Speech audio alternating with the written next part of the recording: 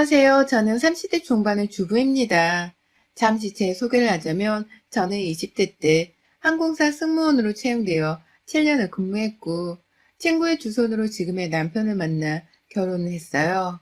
친정이 그리 여유 있게 사는 편이 아니어서 결혼만큼은 최대한 미루거나 배경이 좋은 사람과 하고 싶은 마음이 컸습니다.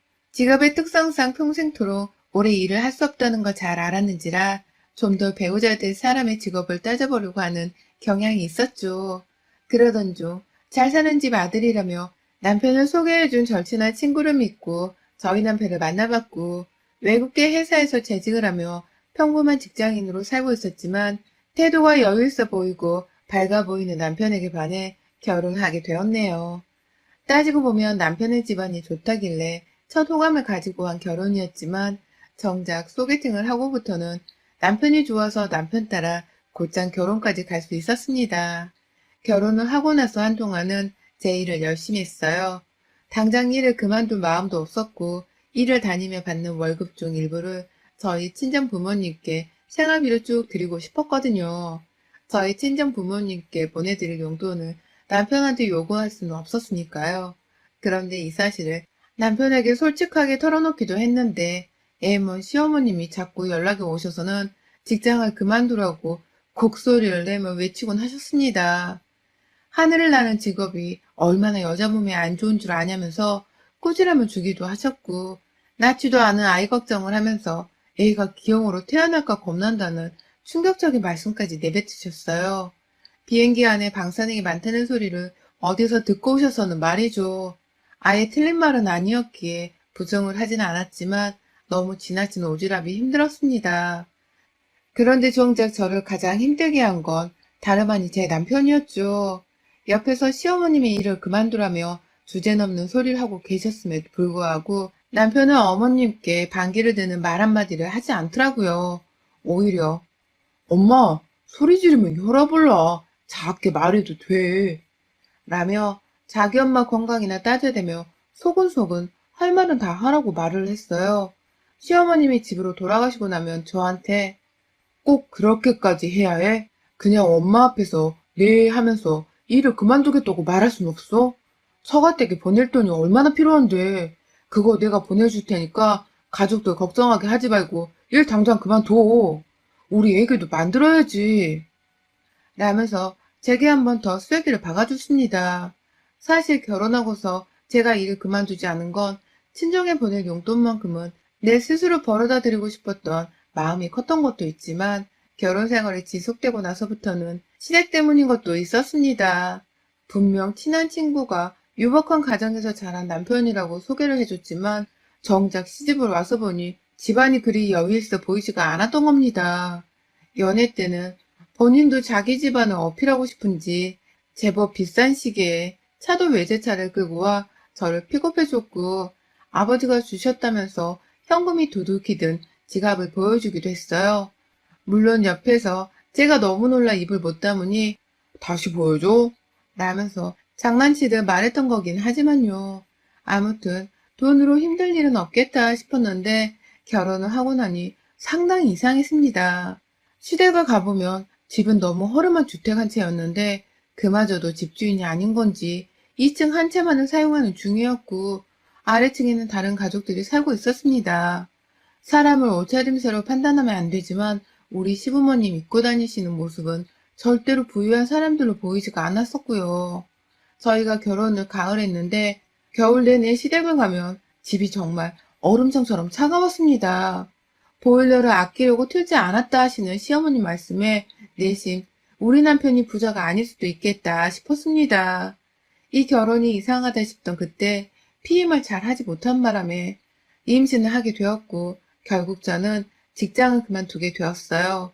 그때 그만두지 말았어야 했는데 일을 그만두지 않으면 쭉 시어머니랑 냉전을 펼칠 것이 너무 피곤하고 힘들어서 그냥 얘라 모르겠다면서 사표를 냈죠. 설마 남편이 저한테 사기 결혼을 한 줄은 상상도 못했고요. 하지만 좀 더 결혼 생활이 지속되자마자 뒤늦게야 눈치챘습니다. 남편이 저를 꼬드겨 사기 결혼을 한 게 맞다는 것을 말입니다. 우리가 살던 신혼집이 알고 보니 남편 명의의 자가가 아닌 전세라는 것을 알게 되었어요. 남편이 전세금 반환 보증 보험에 가입을 했던 바람에 관련 우편물이 집으로 날라왔거든요. 그걸 보고서 아차 싶었고 그저서야 혹시 몰라 주변을 둘러보니 사기친 게 한둘이 아니었습니다. 공항에 저를 데리러 올 때마다 가지고 왔던 외제차도 그렇고 손에 찬 시계나 장신구들도 모두 다 남편의 명의인 것이 아니라 아는 친구한테 렌탈이라도 한 건지 빌려서 가지고 있던 것들이었습니다. 이혼하자고 소리를 지르는 제게 아차 싶었던지 남편은 무릎을 꿇고 하나도 변명을 쏟아냈지만 하나같이 그저 승무원이고 예뻐서 좋았던 나머지 제게 잘 보이려고 한 짓이라며 사랑 타령을 하더군요. 뱃속의 아기는 어쩔 것이며 앞으로 내 인생은 또 어찌해야 하는지 정말 눈물을 흘리는 것조차 당시 제게는 사치였습니다. 그나마 딱 하나 남편이 제게 사기를 안 친 진짜가 있었어요. 바로 남편이 재직하고 있던 외국계 회사였죠. 혹시 몰라 재직증명서를 정식으로 떼오라고 하니 그날 바로 출근하자마자 하나 뽑아선 제 앞에 갖다 놓았습니다. 회사라도 다니고 있는 걸 다행이라 생각해야 하는 건지 아닌지 너무 혼란스러웠습니다. 저희를 소개해준 친구한테 울고불며 화를 냈지만 친구 또한 제 남편이 하도 허세를 따라서 부자인 줄 알았다며 몰랐다는 소리만 하고선 충격을 받았는지 한동안 대답이 없었어요. 도대체 이렇게까지 떵떵거리면서 결혼한 이유가 뭔지 알고 싶었지만 그 당시는 몰랐어요. 뱃속의 아기는 자라고 있었고 현실에 너무 충격을 받은 나머지 제 불안정함을 치유하느라 남의 생각을 읽은 마음의 여유가 없었습니다. 그런데 뒤늦게 아이를 낳고서 이 아이를 키우며 현실에 적응을 해나가던 중 불현듯 제가 놓치고 있었던 불안한 생각이 현실이 되었습니다. 왜 나와 결혼을 한 건가 싶었더니만 이게 다 시아버지 때문이었더라고요. 결혼을 하고 나서도 잘 몰랐습니다.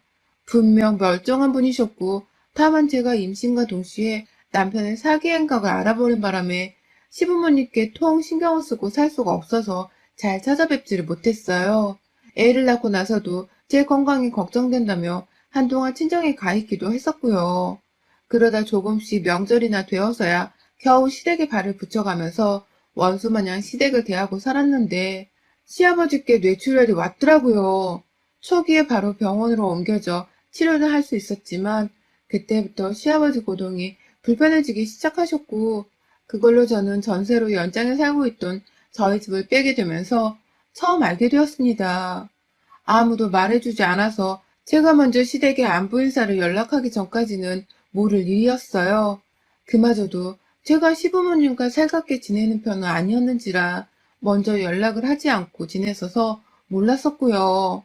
근데 갑자기 시댁으로 이사를 들어가야 할 것 같다는 남편의 말에 화가 나서 어떻게 합가를 하는 문제를 혼자서 결정을 하려고 하냐면서 막 소리를 질렀는데요. 남편이 자기 아버지가 뇌출혈이라서 본인이 옆에 있어줘야 할 것 같다고 하는 겁니다. 더 정확히는 출근하는 본인 말고 집에서 노는 제가 아버님 옆에서 병간호를 해야 한다고 말이었어요. 상상만 해도 너무 싫었습니다. 제 부모님 곁에서 얼굴 세수 한번 제대로 해드린 적이 없는 아이인데 남의 부모 아래에서 남의 부모 간병을 내가 왜 해야 하냐고요.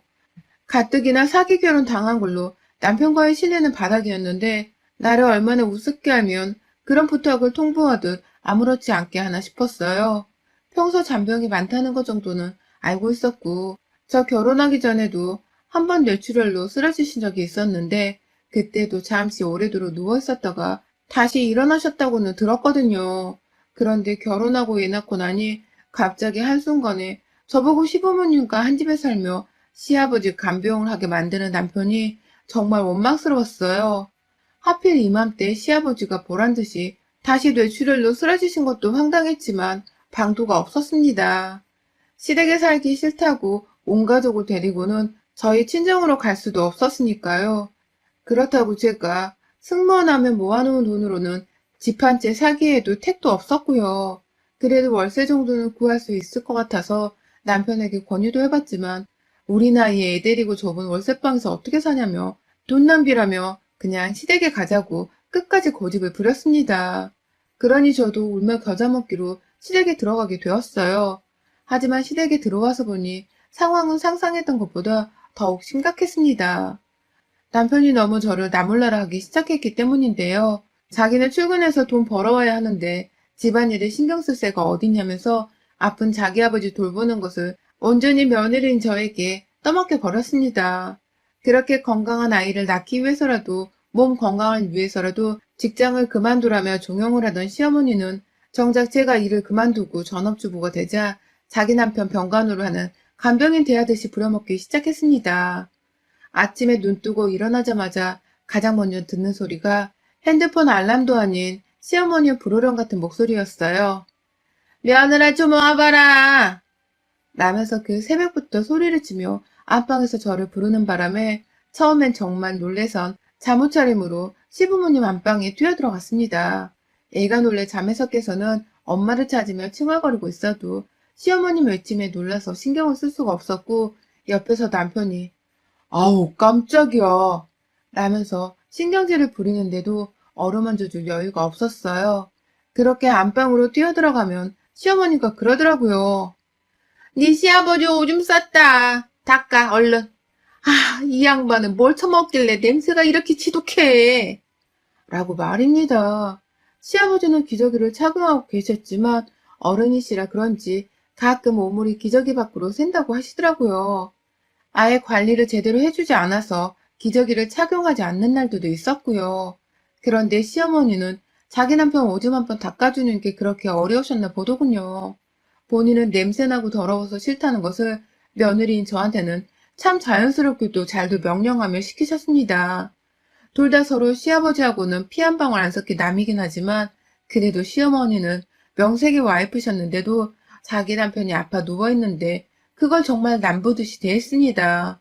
그 꼴을 보면 볼수록 내가 이 집안에 시아버지 간병을 하기 위해서 들어온 것이라는 확신이 커졌죠. 처음부터 저를 간병인 취급하시던 시어머니의 행태는 날이 갈수록 정도가 심해져 갔습니다. 아침에 소리 지르며 절 부르는 것은 노이로제가 걸릴 것 같아서 어머님, 애가 자꾸 아침마다 그런 소리를 들으면 정서상 안 좋으니 볼일 있으면 차라리 핸드폰으로 전화라도 하세요. 아님 직접 찾아와 조용히 부르시던가요. 라면서 따져본 적이 있었습니다. 자기 손주 정신건강에 안 좋다는 소리를 하니 시어머니도 아차 싶었는지 조심은 해보겠다고 하셨습니다. 하지만 조심한다는 게 꼭두 새벽에 전화해서는 안방으로 빨리 튀어오라고 하는 것이었고 급기야 시아버지 병간호가 아닌 자기 잔심부름까지 시켜대면서 마트를 다녀오라고 하고 간식을 사달라고 하는 등 저를 가정부 취급까지 하기에 이르렀어요. 분명 남편은 월세 내는 대신 시어머니께 생활비도 드리고 있는 것으로 알고 있었는데 시어머니는 돈 들어갈 일은 무조건 저한테 부탁하고 시켜서는 제가 남편의 월급으로 시댁에서 온 가족들을 밥상까지 차려내야 했습니다. 거기에 시아버지 화장실 뒤처리까지 했으니 말 다 했죠. 누구 하나라도 나를 잘못 건드리면 이놈의 시댁을 폭발시켜버려도 여한이 없겠다 싶을 정도로 화가 북받쳐 있는 상태였습니다. 그제서 무려 2년이 넘도록 하며 지금껏 시댁에서 악에 북받쳐 살았네요. 그런데 바로 지난 주말 시어머니께서 충격적인 행동을 선보이셨습니다. 그날 저희 아들이 너무 아팠어요. 가뜩이나 코로나 때문에 기침만 해도 코로나인가 싶어서 간이 떨리는데 우리 아들이 새벽부터 내내 기침을 하길래 혹여나 싶어서 새벽에 남편이랑 응급실을 다녀왔습니다. 집으로 오자마자 남편은 출근 준비를 하고 회사를 갔고 저는 잠든 아이를 보며 가슴을 쓸어내린 채 넋이 나가 있었는데요. 시어머니가 방 안으로 들어오셔서는 소리부터 지르시려다가 아이가 자고 있는 모습을 보고 난 후에야 너 잠깐 나와봐라 라면서 속삭이듯 제게 화를 내셨어요. 한숨을 푹 쉬었습니다. 또 시아버지 때문에 나를 부르나 싶어서요.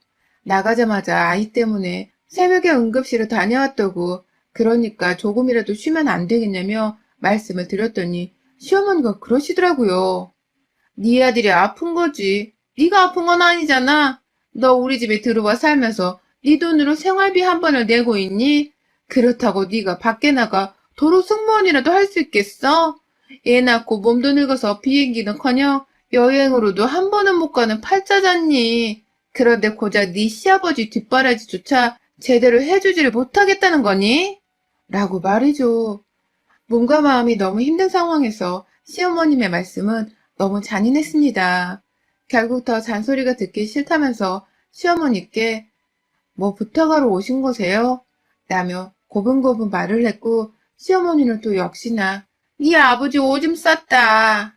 이왕 닦는 거 오늘은 싹 방안 좀 대청소를 해라. 냄새가 꾸리꾸리한 게 레몬수 같은 걸로 소독이라도 좀 제대로 해봐. 라고 하시더군요. 혼자 조용히 부엌으로 가서는 집 청소할 때 쓰던 천연세제를 분무기 안에 만들어 담아서는 시아버지가 계신 방 안으로 들어갔습니다. 시아버님의 기저귀를 갈아드리는데 순간 구역질이 났습니다. 그래도 어떻게든 기저귀를 새 걸로 갈기는 했지만 이내 혼자 쭈그려 앉아서 방바닥을 닦는데 진짜 서러웠어요. 내가 너무 초라하고 볼품없어 보여 말이죠. 그런데 더 큰 문제는 뒤에 서 계신 시어머니셨어요. 시아버지가 누워 계시다 말고 물을 찾으셨는데 시어머니가 그걸 보면서도 가만히 뒤에서 팔짱을 끼고 서 있는 겁니다. 제 손은 바닥을 닦느라 더러웠고 이미 바닥에 쭈그려 앉아 청소를 하느라 바빴음에도 불구하고 말이죠. 어머님을 쳐다봤더니 왜 쳐다보냐는 식으로 말씀하셨어요. 네 시아버지가 물 달라잖아. 라고 말입니다. 그 순간 제가 너무 빈정이 상해 표정이 굳어졌어요. 저 지금 바닥 청소하고 있으니 어머님이 좀 떠다 주시면 안 될까요?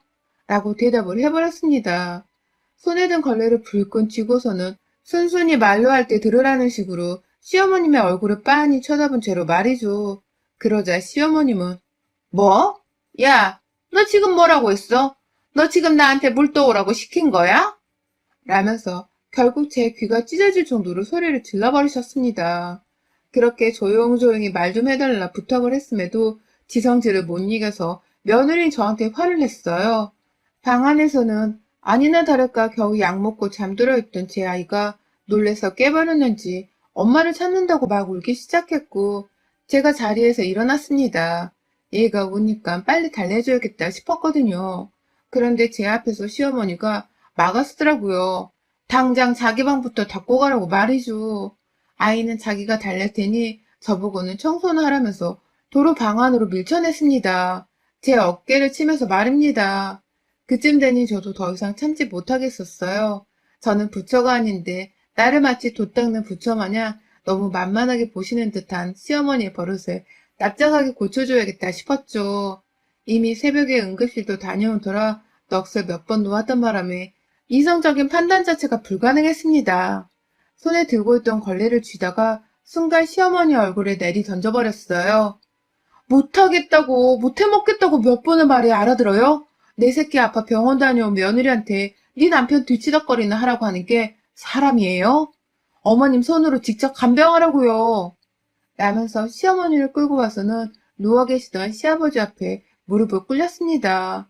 제가 미친 사람처럼 소리를 지르다 못해 시어머니 무릎을 강제로 꿇려서는 옆에 돌돌 말아놓은 시아버지 기저귀 앞에다가 시모의 얼굴을 가져다 댔죠. 막 헛구역질을 하면서 얼굴을 떼보려 발악을 하던 시어머니께 역하죠? 어머님 코에도 역한데 저는 오죽하겠어요? 내 남편도 아니고 내 친아버지도 아닌데 이거 왜 나한테 시켜먹고 지랄이세요? 치매에 걸려 내 손에 죽을 때까지 벽에 똥치만 하다 역겹게 죽고 싶으세요? 그런 말년 맞고 싶으시면 어디 앞으로도 저한테 시집살이 더 시켜보시던가요. 라면서 시어머니 앞에서 시아버지 기저귀를 도로 풀겠다며 제 손에 집어드니 그 짧은 찰나에 시어머니가 밖으로 도망을 치셨습니다. 아들이 있는 우리 방으로 가신 줄 알았더니 아예 집 밖으로 도망을 치셨더라고요. 제가 설마 시어머니 얼굴에다가 이 기저귀라도 열어젖혀 묻힐 줄로 상상을 하셨던 것 같습니다. 뭐 실제로 그러려고 기저귀에 손을 대긴 했지만 말입니다. 그날 저는 그럼에도 제 할 일은 다 했어요. 혼자 누워서 자기 때문에 싸우고 있는 시어머니랑 저를 보고 얼마나 속이 상하셨을까 싶은 나머지 시아버지 방 청소에 물까지 한 잔 대령을 해드렸고요. 그날 바로 저는 아이를 안고서 도로 저희 친정으로 짐을 싸서 와버렸습니다. 이혼 소송이고 뭐고 제게는 그런 소송을 걸 경제적 여유가 없었습니다. 일단 당장 시어머니로부터 떨어져 살아야만 제가 숨 좀 쉬고 살 것 같아서 친정으로 도망을 쳤어요. 퇴근하고 집에 와서야 제가 집을 나갔다는 사실을 알고는 남편이 저희 친정으로 찾아왔더라고요. 그간 재력을 속였다는 사실과 시집살이를 당했다는 것까지 모조리 다 저희 친정 부모님께도 말씀을 드렸더니 친정아버지는 남편이 꼴도 보기 싫다면서 현관 앞에 서 있는데도 굵은 소금 한 다발을 내던지면서 당장 이혼하라고 성화를 내셨습니다. 무슨 일이 있어도 너 같은 새끼랑은 이혼을 시키고야 말겠다면서 온 동네가 쩌렁쩌렁 울릴 정도로 남편을 문전박대하셨죠. 결국 그날 남편은 집 안으로 들어와 지 아들 얼굴 한 번도 보지를 못한 채 조용히 시댁으로 돌아갔어요. 가서도 내내 엄마랑 싸웠다며. 내가 미안해. 좀 더 신경 써야 했는데 나는 돈을 벌어와야 하잖아. 우리 얼른 분가도 해야지. 그러니까 빨리 돌아와. 엄마한테 내가 잘 말씀드릴게. 라면서 문자를 보내오긴 했는데 하는 소리를 들어보니 결국 제가 또다시 시댁으로 들어가서 시아버지를 모셔야지만 이 싸움이 끝날 것 같더라고요. 그래서 전 지랄하고 자빠졌네 라고 답장을 남긴 채 월세라도 구할 수 있을까 싶어서 아껴두고 꽁쳐뒀던 제 퇴직금으로 결국 변호사 사무실을 찾아가 소송을 걸었습니다. 아이는 남편이 키워도 상관없었어요. 남편이 아이만큼은 잘 돌봐줬고 시어머니도 아이한테만큼은 지 아들을 쏙 빼닮았다면서 애정을 많이 줬거든요. 지금 당장 내가 생각해야 할 것은 아이가 아닌 나 자신이라 판단했습니다. 안 그럼 정신병에 걸려 미칠 것 같다면서 남편에게 이혼 소송을 걸었고 시어머니께는 이혼의 책임을 물어 위자료 소송을 함께 걸었습니다. 그간 시아버지를 간병한 노고에 대한 합당한 보상을 해달라고 말이죠. 당연히 저의 소송으로 인해 시댁은 한바탕 난리가 났고 남편은 급기야 시어머니를 집으로 데려와서는 한 번만 봐달라고 빌기까지 했습니다. 노모가 이 나이에 소송까지 당해야 하냐면서 갖은 동정의 연민을 어필하며 소송을 취하해주길 원했지만 저를 포함한 저희 부모님 모두가 세상 쓰레기 같은 인간이라면서 시모에게 오만 욕설을 던져가며 절대로 용서는 없다고 못을 박았습니다. 아들한테 끌려와선 뚱한 표정으로 서 있다가 저희 부모님의 욕설과 남편의 눈물에 상황 파악이 그제서야 된 건지 시모는 안절부절 못하며 뒤늦게야 봐달라며 사정을 했는데 이번엔 제가 직접 소금을 가져와 시모의 얼굴에 뿌려대며 용서는 없어요 라며 문전박대를 해버리고서야 문을 닫았네요. 마음 같아서는 시아버지의 오줌이라도 받아 시어머니한테 뿌려버리고 싶었지만 결국 지 아들이 제 앞에서 눈물을 보이는 꼴에 충격을 받은 듯한 시어머니의 표정을 보는 것만으로도 나름 복수는 성공했다 싶었습니다. 남의 집 귀한 딸을 감히 간병이나 하는 사람으로 부려먹으려고 하는 시어머니가 두고두고 괘씸하지만 이제라도 일이 탈출하게 되어 얼마나 다행인지 몰라요. 앞으로 집안에서 혼자 얼마나 쇠가 빠지게 시아버지를 간병할지 우리 시어머니의 앞날을 상상하면 불쌍하고 안쓰러워 죽겠습니다. 어머님, 전 이제라도 그 집구석에서 발을 뗐지만 어머님은 이제 시작이네요. 수고하세요. 여러분의 생각은 댓글로 남겨주세요. 오늘도 시청해주셔서 정말 감사합니다.